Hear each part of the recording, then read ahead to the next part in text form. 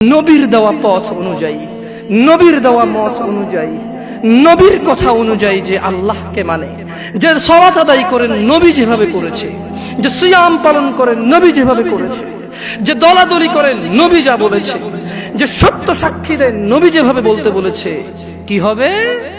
ফাকাদ ফাজ, সে জিতে যাবে, সে জিতে যাবে। কি জিতবে?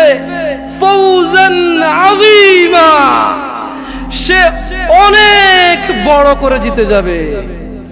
যেমন আর্জেন্টিনা আর ব্রাজিল খেললে 10-0 গোল হলে কিভাবে জিতলো?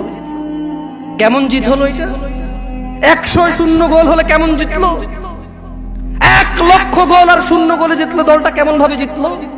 আল্লাহ বলছে ফাকাদ ফাজা ফৌজান আযীমা।